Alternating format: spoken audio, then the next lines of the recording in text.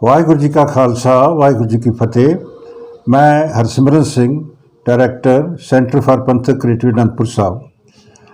ਅੱਜ ਅਸੀਂ ਇੱਕ ਬਹੁਤ ਮਹੱਤਵਪੂਰਨ ਵਿਚਾਰ ਆਪ ਜੀ ਨਾਲ ਸਾਂਝਾ ਕਰਨਾ ਹੈ। ਪੰਥ ਜੀ, ਬੇਨਤੀ ਇਹ ਹੈ ਕਿ ਅੱਜ ਜਦੋਂ ਭਾਰਤ ਦੀ ਜਿਹੜੀ ਪੋਲਿਟੀ ਹੈ, ਰਾਜਨੀਤੀ ਹੈ, ਉਹ ਬਾਈਪੋਲਰ ਸਪਸ਼ਟ ਰੂਪ ਵਿੱਚ ਹੋ ਗਈ ਹੈ, ਜਿਸ ਦਾ ਕਿ ਇੱਕ ਪੋਲ ਨੈਸ਼ਨਲ ਡੈਮੋਕ੍ਰੈਟਿਕ ਅਲਾਇੰਸ, ਜਿਹਦਾ ਕਿ ਬੀਜੇਪੀ ਦਾ ਸੱਤਾਧਾਰੀ ਧਿਰ ਹੈ, ਔਰ ਦੂਸਰਾ ਜੋ ਵਿਰੋਧੀ ਪਾਰਟੀਆਂ ਨੇ, ਜਿਹਦੇ 'ਚ ਮੁੱਖ ਤੌਰ 'ਤੇ ਕਾਂਗਰਸ ਤੇ ਹੋਰ ਰੀਜਨਲ ਪਾਰਟੀਜ਼ ਵੀ ਸ਼ਾਮਿਲ ਹੋ ਗਈਆਂ ਨੇ, ਉਹਨਾਂ ਨੇ ਇੰਡੀਆ ਨਾਂ ਦਾ ਅਲਾਇੰਸ ਬਣਾਇਆ। ਦੋਨਾਂ ਦੀਆਂ ਬੈਟਲ ਲਾਈਨਸ ਬੜੀਆਂ ਕਲੀਅਰ ਹੋ ਚੁੱਕੀਆਂ ਨੇ ਕਿ ਇੰਡੀਆ ਅਲਾਇੰਸ ਸੈਕੂਲਰ ਪੋਲਿਟੀ ਨੂੰ ਅੱਗੇ ਲੈ ਕੇ ਰੱਖ ਰਿਹਾ ਹੈ, ਔਰ ਨੈਸ਼ਨਲ ਡੈਮੋਕ੍ਰੈਟਿਕ ਅਲਾਇੰਸ ਦੀ ਪਾਰਟੀ ਜਿਹੜੀ ਹੈ, ਸੱਤਾਧਾਰੀ ਪਾਰਟੀ ਜੀ ਬੀਜੇਪੀ, ਉਹਦਾ ਏਜੰਡਾ ਹਿੰਦੂਤਵ ਦਾ, ਕਠੋਰ ਹਿੰਦੂਤਵ ਦਾ, ਜੋ ਕਿ ਪਿਛਲੇ 9-10 ਸਾਲ ਤੋਂ, ਉਸ ਤੋਂ ਪਹਿਲਾਂ ਵੀ ਹਿੰਦੁਸਤਾਨ ਦੇ ਉੱਤੇ ਹਿੰਦੂ ਰਾਸ਼ਟਰ ਲਿਆਉਣ ਵਾਸਤੇ ਸਾਰੀਆਂ ਨੀਤੀਆਂ ਔਰ ਸਾਰੇ ਜਿਹੜੇ ਕਾਰਜ ਕੀਤੇ ਜਾ ਰਹੇ ਨੇ। ਇਸ ਸਾਰੀ ਸਥਿਤੀ ਦੇ ਵਿੱਚ ਸਵਾਲ ਪੈਦਾ ਹੁੰਦਾ ਹੈ ਕਿ ਪੰਜਾਬ ਦੀ ਜਿਹੜੀ ਖੇਤਰੀ ਪਾਰਟੀ ਸਾਡੀ ਅਕਾਲੀ ਦਲ ਜਾਂ ਸਾਡੀ ਜਿਹੜੀ ਸਿੱਖ ਰਾਜਨੀਤੀ ਹੈ, ਉਹਦਾ ਕੀ ਦ੍ਰਿਸ਼ਟੀਕੋਣ ਹੋਵੇ, ਇਸ ਸੰਬੰਧੀ ਸਾਡੀ ਪੰਥਕ ਨੀਤੀ ਕੀ ਹੋਵੇ। ਇਹ ਬੜਾ ਇੰਪੋਰਟੈਂਟ ਵਿਸ਼ਾ ਬਣ ਗਿਆ ਕਿ ਅੱਜ ਜਦੋਂ ਦੂਸਰੀ ਜਿਹੜਾ ਇੰਡੀਅਨ ਅਲਾਇੰਸ ਦੇ ਵਿੱਚ ਜਿਹੜੀਆਂ ਸਾਰੀਆਂ ਤਕਰੀਬਨ ਰੀਜਨਲ ਪਾਰਟੀਜ਼ ਨੇ, ਚਾਹੇ ਉਹ TMC ਹੈ, ਚਾਹੇ ਉਹ ਨੈਸ਼ਨਲ ਜਿਹੜੀ ਸਟਾਲਿਨ ਦੀ DMK ਪਾਰਟੀ ਹੈ, ਜਾਂ UP ਦੀ ਜਿਹੜੀ ਪਾਰਟੀ ਹੈ, ਸਾਰੀਆਂ ਪਾਰਟੀਆਂ ਰੀਜਨਲ ਪਾਰਟੀ, ਚਾਹੇ ਮਹਾਰਾਸ਼ਟਰ ਦੀ ਜਾਂ ਸ਼ਿਵ ਸੈਨਾ ਹੈ, ਉਹ ਸਾਰੀਆਂ ਇਕੱਠੀਆਂ ਹੋ ਕੇ ਵੱਡੀ ਧਿਰ ਕਾਂਗਰਸ ਦੇ ਨਾਲ ਜੁੜ ਕੇ ਇੱਕ ਵੱਡਾ ਅਲਾਇੰਸ ਬਣਾ ਦਿੱਤੀ ਹੈ। ਔਰ ਇਹ ਜੋ 3 ਮੀਟਿੰਗਸ ਹੋ ਚੁੱਕੀਆਂ ਨੇ, ਉਸ ਨਾਲ ਹਿੰਦੁਸਤਾਨ ਦੀ ਰਾਜਨੀਤੀ ਜਿਹੜੀ ਹੈ ਉਹ ਬਾਈਪੋਲਰ ਬਣ ਗਈ ਹੈ। ਈਵਨ ਜਨਤਾ ਬਾਈਪੋਲਰ ਬਣ ਗਈ ਹੈ, ਕਿਉਂਕਿ ਉਹਨਾਂ ਦਾ ਯਤਨ ਇਹ ਹੈ ਕਿ ਜੋ 37% ਵੋਟਾਂ, ਜੋ 37 ਤੋਂ 40 ਤੱਕ BJP ਨੂੰ ਮਿਲਦੀਆਂ ਸੀ, ਉਸ ਤੋਂ ਬਾਅਦ ਜਿਹੜੀਆਂ ਉਹ ਬਾਹਰ ਬੈਠੀਆਂ ਵਿਰੋਧੀ ਪਾਰਟੀਆਂ ਦੇ ਵੋਟਾਂ ਨੇ, ਉਹ 63% ਦੀ ਉਹਨਾਂ ਦੀ ਸਟੈਟਸ ਹੈ। ਇਹਦੇ ਵਿੱਚ ਉਹਨਾਂ ਨੂੰ ਇਸ ਗੱਲ ਦਾ ਅਹਿਸਾਸ ਹੁੰਦਾ ਹੈ ਕਿ ਅਸੀਂ ਮੋਦੀ ਨੂੰ ਹਰਾ ਦਿਆਂਗੇ। ਔਰ ਇਹ ਜੋ ਘਟਨਾਵਾਂ ਪਿਛਲੇ ਸਮੇਂ 'ਚ ਵਾਪਰੀਆਂ ਨੇ, ਉਸ ਨਾਲ ਮੋਦੀ ਸਰਕਾਰ ਔਰ ਮੋਦੀ ਜਿਹੜੀ ਇੱਕ BJP ਉਹ ਡਰ ਗਈ ਹੈ। ਉਸ ਡਰ ਵਿੱਚੋਂ ਹੀ ਕਈ ਤਰ੍ਹਾਂ ਦੀ ਐਸੀਆਂ ਨੀਤੀਆਂ ਨਿਕਲ ਰਹੀਆਂ ਨੇ ਜਿਸ ਦੇ ਨਾਲ ਕਿ ਮੁਕਾਬਲਾ ਚੱਲ ਰਿਹਾ। ਮੈਂ ਮਹਿਸੂਸ ਕਰਦਾ ਕਿ ਇਹ ਸਟ੍ਰੈਟੇਜਿਕ ਵਾਰ ਚੱਲ ਰਹੀ ਹੈ, ਪੈਂਚਰੀ ਲੜਾਈ ਹੈ, ਸਟ੍ਰੈਟੇਜੀ ਦੀ ਲੜਾਈ ਹੈ, ਜਿਸ ਦੇ ਵਿੱਚ ਕਿ ਦੋਨੋਂ ਧਿਰਾਂ ਆਪਣੀ ਆਪਣੀ ਸਟ੍ਰੈਟੇਜੀ ਦੇ ਨਾਲ ਖੇਡ ਰਹੀਆਂ ਨੇ। ਔਰ ਇਸੇ ਹੀ ਸਟ੍ਰੈਟੇਜਿਕ ਵਾਰ ਦੇ ਵਿੱਚ BJP ਨੇ ਜਾਂ ਨਰਿੰਦਰ ਮੋਦੀ ਨੇ 18 ਤੋਂ ਲੈ ਕੇ 22 ਸਤੰਬਰ ਤੱਕ ਪਾਰਲੀਮੈਂਟ ਦਾ ਵਿਸ਼ੇਸ਼ ਇਜਲਾਸ ਸੱਦ ਲਿਆ। ਉਹਦੇ ਵਿੱਚ ਕੀ ਕੀਤਾ ਜਾਵੇਗਾ, ਲੇਕਿਨ ਜੋ ਸਾਹਮਣੇ ਆ ਰਹੀਆਂ ਗੱਲਾਂ ਉਹਦੇ 'ਚ ਇਹ ਹੈ ਕਿ ਉਹ 1 ਨੇਸ਼ਨ 1 ਇਲੈਕਸ਼ਨ ਦਾ ਮੁੱਦਾ ਸਾਹਮਣੇ ਲੈ ਕੇ ਆ ਰਹੀਆਂ ਨੇ, ਜਾਂ UCC ਵੀ ਲਿਆਦਾ ਜਾ ਸਕਦਾ ਹੈ, ਔਰਤਾਂ ਦੇ ਜਿਹੜਾ ਰਿਜ਼ਰਵੇਸ਼ਨ ਦਾ ਮੁੱਦਾ ਵੀ ਲਿਆ ਜਾ ਸਕਦਾ। ਨਹੀਂ ਕਿ BJP ਆਪਣੇ ਜਿਹੜੇ ਪੈਂਚਰੇ ਆਪਣੀ ਸਟ੍ਰੈਟਜੀ ਦੇ ਅਨੁਸਾਰ ਕੰਮ ਕਰ ਰਹੀ ਹੈ, ਯਾਨੀ ਕਿ ਦੋਨਾਂ ਪਾਰਟੀਆਂ ਦਾ ਇੱਕ ਵਿਸ਼ੇਸ਼ ਏਜੰਡਾ ਹੈ। BJP RSS ਦੀ ਤੇ ਜਿਹੜੀ ਸਾਰੀ ਇੱਕ ਤਰ੍ਹਾਂ ਦੀ ਜਿਹੜੀ ਸਾਰੀ ਸਟਰਕਚਰ ਹੈ, ਉਹ ਹਿੰਦੁਸਤਾਨ 'ਚ ਬੜੇ ਸਮੇਂ ਤੋਂ ਜੋ ਹਿੰਦੂ ਰਾਸ਼ਟਰ ਲਈ ਕੰਮ ਕਰ ਰਹੀਆਂ ਨੇ, ਉਹਦੇ 'ਚੋਂ ਸੰਵਿਧਾਨ ਬਦਲਣਾ ਚਾਹੁੰਦੇ ਨੇ, ਇੰਸਟੀਟਿਊਸ਼ਨਸ ਦਾ ਜਿਹੜਾ ਕਰੈਕਟਰ ਹੈ ਉਹ ਹਿੰਦੂਤਵ ਹੀ ਬਣਾਉਣਾ ਚਾਹੁੰਦੇ ਨੇ, ਔਰ ਦੂਜੇ ਪਾਸੇ ਜਿਹੜਾ ਫੈਡਰਲ ਸਟਰਕਚਰ ਹੈ ਉਸ ਨੂੰ ਨੁਕਸਾਨ ਪਹੁੰਚ ਰਿਹਾ ਹੈ। ਇੰਡੀਅਨ ਅਲਾਇੰਸ ਜਿਹੜਾ ਹੈ ਉਹ ਫੈਡਰਲ ਸਟਰਕਚਰ ਦੀ ਸਹੁੰ ਖਾਂਦਾ ਹੈ, ਲੇਕਿਨ ਉਸ ਵਾਸਤੇ ਉਹ ਵੀ ਸੌਫਟ ਹਿੰਦੂਤਵ ਦੇ ਨਾਲ ਹਿੰਦੁਸਤਾਨ ਦੇ ਉੱਤੇ ਜਿਹੜਾ ਹਿੰਦੂ ਨਾਵਬਾਰ ਹੋ ਚੁੱਕਾ ਹੈ, ਉਸ ਨੂੰ ਕਾਇਮ ਰੱਖਣਾ ਚਾਹੁੰਦੇ। ਠੀਕ ਹੈ, ਉਹਨਾਂ ਦਾ ਆਪਣੀ ਨੀਤੀ ਹੈਗੀ ਹੈ, ਪਰ ਸਵਾਲ ਪੈਦਾ ਹੁੰਦਾ ਹੈ ਕਿ ਜਦੋਂ ਹਿੰਦੁਸਤਾਨ ਦਾ ਇਹ ਭਾਰਤ ਦੇ ਇਸ ਉੱਤਰੀ ਖਿੱਤੇ ਦੇ ਵਿੱਚ ਪੰਜਾਬ ਸਾਡਾ ਰਾਜ ਹੈ, ਪੰਜਾਬ ਦੇ ਜੋ ਸੰਘਰਸ਼ ਲੜਿਆ ਗਿਆ ਉਹਦੀ ਆਪਣੀ ਡਾਇਮੈਂਸ਼ਨਸ ਨੇ। ਜਿਹੜੀ ਰੀਜਨਲ ਪਾਰਟੀਜ਼ ਭਾਰਤ ਦੇ ਵਿੱਚ ਦੂਜੀਆਂ ਕੰਮ ਕਰ ਰਹੀਆਂ ਇੰਡੀਅਨ ਅਲਾਇੰਸ ਦੇ ਵਿੱਚ ਨੇ ਜਾਂ NDA ਦੇ ਵਿੱਚ ਨਾਲ, ਉਹਨਾਂ ਦੀ ਆਪਣੇ ਰੀਜਨਲ ਪ੍ਰੋਬਲਮਸ ਨੇ, ਉਹਨਾਂ ਦੀਆਂ CBI ਦੇ ਛਾਪੇ, ED ਦੇ ਛਾਪੇ, ਜਾਂ ਹੋਰ ਕਈ ਐਸੇ ਇਸ਼ੂਜ਼ ਹੈਗੇ ਜਿਹਦੇ ਕਰਕੇ ਉਹਨਾਂ ਨੇ ਇੱਕ ਸਾਂਝੇ ਨੀਤੀ ਕਰਕੇ, ਸਾਂਝੇ ਮਤਲਬ ਜਿਹੜਾ ਕਾਜ਼ ਹੈ ਕਿ ਮੋਦੀ ਨੂੰ ਹਟਾਉਣਾ ਹੈ, ਉਸ ਕਾਜ਼ ਲਈ ਇਕੱਠੀਆਂ ਹੋਈਆਂ ਨੇ। ਪਰ ਸਿੱਖ ਪੰਥ ਦੀ ਜਿਹੜੀ ਪੰਜਾਬ ਦੀ ਰਾਜਨੀਤੀ ਹੈ, ਜਾਂ ਸਾਡੀ ਸਿੱਖ ਰਾਜਨੀਤੀ ਹੈ, ਸਾਡੀ ਪੰਥਕ ਸ਼ੇਰ ਵਾਲੀ ਰਾਜਨੀਤੀ ਹੈ, ਉਸ ਪਾਸੇ ਤਾਂ ਬੜੀਆਂ ਵੱਡੀਆਂ ਕੁਰਬਾਨੀਆਂ ਔਰ ਬੜਾ ਵੱਡੇ ਇਸ਼ੂਜ਼ ਹੈਗੇ ਨੇ। ਕਿਉਂਕਿ ਸਾਡੇ ਸਾਹਮਣੇ 1947 ਦਾ ਜਿਹੜਾ ਏਜੰਡਾ ਹੈ, ਜਿਹਦੇ ਕਿ ਸਾਨੂੰ ਸਵਰਾਜ ਭਾਗ ਨਹੀਂ ਮਿਲ ਸਕਿਆ, ਇੰਡੀਪੈਂਡੈਂਟ ਸਟੇਟ ਨਹੀਂ ਮਿਲ ਸਕੀ, ਉਹ ਅਨਫਿਨਿਸ਼ਡ ਏਜੰਡਾ ਹੈ। ਫਿਰ 1966-67 ਦੇ ਵਿੱਚ ਜੋ ਸਾਡੇ ਚੰਡੀਗੜ੍ਹ ਦਾ ਮਸਲਾ, ਜਾਂ ਜਿਹੜੇ ਹੋਰ ਪਾਣੀ ਦਾ ਮਸਲਾ, ਜਾਂ ਹੋਰ ਜਿਹੜੇ ਸਾਡੇ ਅਨੰਦਪੁਰ ਸਾਹਿਬ ਦੀ ਜਿਹੜੀ ਰੈਜ਼ੋਲੂਸ਼ਨ ਦੇ ਜਿਹੜੇ ਇਸ਼ੂਜ਼ ਆਏ ਨੇ, ਉਹਦਾ ਮਸਲਾ, ਉਹ ਵੀ ਅਨਫਿਨਿਸ਼ਡ ਏਜੰਡਾ ਹੈ। ਸਾਡੇ ਸਾਹਮਣੇ 1984 ਦਾ ਅਨਫਿਨਿਸ਼ਡ ਏਜੰਡਾ ਹੈ, ਸਾਡੇ ਸਾਹਮਣੇ 1995 ਦਾ ਅਨਫਿਨਿਸ਼ਡ ਏਜੰਡਾ ਹੈ। ਅਤੇ ਜਿਸ ਤਰੀਕੇ ਨਾਲ ਸਿੱਖ ਪੰਥ ਆਪਣੀ ਰੀਜਨਲ ਪਾਰਟੀ ਦੇ ਇਕਾਈ ਕੰਮ ਕਰ ਰਿਹਾ ਸੀ, ਉਹ ਰੀਜਨਲ ਪਾਰਟੀ ਕਿਸੇ ਨਾ ਕਿਸੇ ਰੂਪ ਵਿੱਚ 2017 ਅਤੇ 2022 ਕਮਜ਼ੋਰ ਹੋ ਚੁੱਕੀ ਹੈ। ਸੋ ਮੈਂ ਸਮਝਦਾ ਕਿ ਇੱਥੇ ਪੰਥਕ ਨੀਤੀ ਕੀ ਹੋਵੇ, क्योंकि साढ़े सामने बड़ी वड्डी गल स्पष्ट है खालसा जी कि असी जो कुछ भी अपनियां मंगां जां अपने जिहड़े अधिकार प्राप्त करने ने वो केंद्र सरकार तो प्राप्त करने ने, जिहड़े कि साडे जिहड़े अधिकार दबाई बैठी है। और राज किस तरह प्राप्त करने ने अपने अधिकार स्पष्ट है कि जो भी जिस तरीके नाल भी जड़ियाँ जिन्हां सरकारां तो जां जिन्हां हित धिरां तो असी अपने राज हक प्राप्त करने ने उन्हां दी लोड़ पैदा होएगी। क्योंकि कोई भी जी राजनीतिक प्राप्ति ईवन समाजिक प्राप्ति भी समाज में चलते हैं तो कोई भी प्राप्ति जी है एक दूजी धिर की लोड़ चो निकलती है। 1947 अंग्रेज़ों की और हिंदुओं ते मुसलमानों की लोड़ चो ये देश वंडिया गया जो कि असी अपनी लोड़ का एहसास नहीं करवा सके संबंधित धिरां नूं। सो मैं समझदा कि असी इत्थे आके एक बड़ी लंबी एक लड़ाई भी लड़ते आ रहे पर उहदे च सही कई तरह दियां नुकसान भी हो चुके हैं। क्योंकि महसूस किया जा सकता है कि 1975 के जो एमरजेंसी लगी सी तो इंदिरा गांधी की लोड़ से कि हिंदुस्तान के जी राजनीति है या जो उसने एमरजेंसी लगाई सी वो ठीक है मनुखी अधिकारों का हनन होया सी, लेकिन सिखां की अपनी लोड़ सी कि साढ़े रहिंदे रहिंदे मुद्दे हल हो जाण। इंदिरा गांधी चाहती सी कि भारत के जिहड़े संघर्ष लड़े गए हैं उहदे सिख जिहड़े वखरा संघर्ष ना लड़न, वो लोड़ सी ਉਹਦੀ ਲੋੜ जो मंगा प्राप्त कर ममा मनण ਨੂੰ ਤਿਆਰ ਸੀ लेकिन नहीं मन ਅਸੀਂ अपनी लोड़ बना सके। इसी तरह 1996 'ਚ ਜਦੋਂ ਵਾਜਪਾਈ सरकार की लोड़ सी ਉਹਨੂੰ एक वोट की लोड़ सी ਤਾਂ ਸਾਡੇ प्रकाश सिंह बादल मुख्य मंत्री ने उदों बिना शर्त हमायत दे के अपनी ਜਿਹੜੀ बारगेनिंग पावर सी उसਨੂੰ खराब कर लिया। यानी कि वो जी लोड़ केंद्र सरकार की सी उसਨੂੰ फिजल होण दिता गया, ਅਸੀਂ अपनी ਜਿਹੜੀਆਂ ਮੰਗਾਂ नहीं मनवा सके। इसी तरह ਜਿਹੜੀਆਂ ਸਾਡੀ ਲੋੜਾਂ ने जो केंद्र सरकार की लोड़ बढ़ेगी तो असी उस अनुसार ही अपनी मंगां मनवा सकते हैं। इसे करके सानू राज सत्ता की लोड़ होंदी है, राज सत्ता राही भी मंगां मनवाइयां जा सकदियां ने। सो जो मैं कहना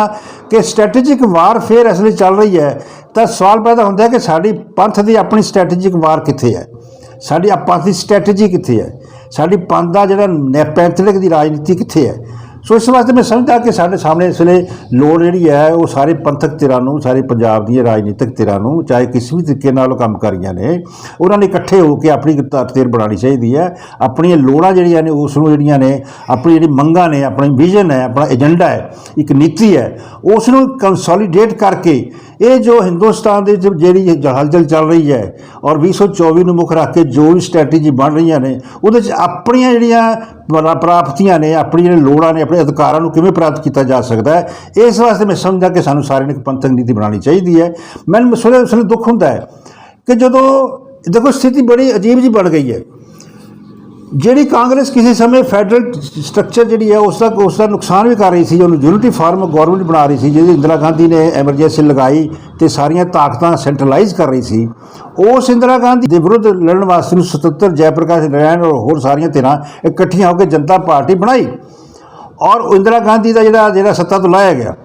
अज सेम स्थिति इंदिरा जो स्थिति बनी हुई है हालात का देखो सितम जरीफी है कि जिहड़ी इंदिरा गांधी जिहड़ी कांग्रेस के खिलाफ उस समय जनता पार्टी बनी सी अज उसे ही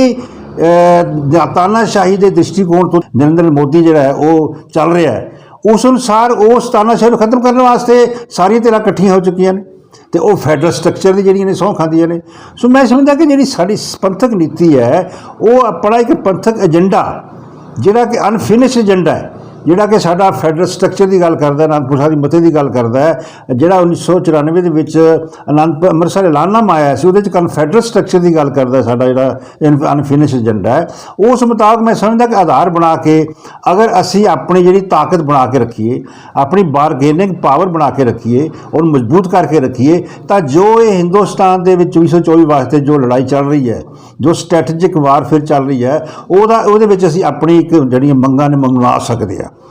क्योंकि बिना शर्त हमायत कर देने के नाल साड़ियाँ कोई प्राप्तियां नहीं हो सकियां पिछले इतिहास में दस चुका है। सो मैं समझदा कि इसलिए देखो ये स्ट्रैटेजिक वारफेयर के जिहड़ियां साड़ी कि नवीं फोर्सिस उठ रही ने नवे अलाइनमेंट्स हो रही ने। कई सोचा सी कांग्रेस ते केजरीवाल की पार्टी आम आदमी पार्टी इकट्ठी हो सकती है, कई सोचा सी कि TMC की ममता बैनर्जी ते कम्यूनिस्ट ते सारी कांग्रेस इकट्ठे हो सकते हैं। सो जो वो अपनी स्ट्रैटेजी बना के इकट्ठे हो के एक अपनी लवार जी है मोदी के खिलाफ और हिंदुस्तान की सरकार को खत ला के अपनी राज सत्ता लिया चाहदियाँ ने, ताकि साड़ियाँ जी सारिया पार्टियां ने, सिख पार्टियां, अकाली दल चाहे मेन स्ट्रीम पार्टी है चाहे दूसरी पार्टियां ने, ईवन पंथक पॉलिटिक्स पंथक राजनीति में गल करता जी, सारी जनता जथेबंदियां ने वो क्यों नहीं इकट्ठियां होकर अपनी एक पंथक स्ट्रैटेजी बना सकदियां, वो क्यों नहीं अपनी एक बारगेनिंग पावर बना सकदियां।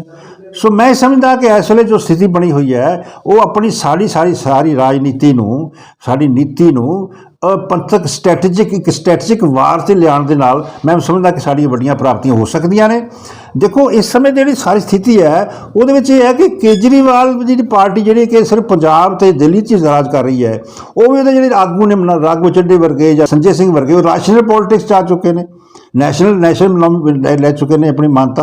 सो मैं समझदा कि जी स्थिति बनी है वो खालसा जी इसलिए सानू सारे इकट्ठे होकर एक अकाल तख्त साहब यतन करे या अपने तौर पर यतन करके सिख जो सिख संगतां जी अपने प्रैशर बना, क्योंकि जो कुछ भी हो रहा खालसा जी वो लोगों के प्रैशर थले हो रहा है। जे ऑल इंडिया अलायंस बने तो भी प्रैशर पिया होया उन्होंने लोगों के कि कुछ इकट्ठे हो। इस तरह का प्रैशर 1994-95 के जो प्रोफैसर मनजीत सिंह ने एकता कराने अकाली दल इकट्ठा किया अकाल तख्त साहब, तो वह भी प्रैशर संगतां का सीगा।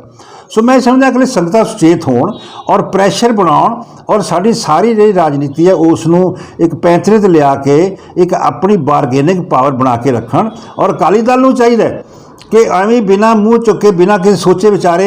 किसी तरीके हमायत कर देनी, जिमें उन्हें जी एक नेशन ते एक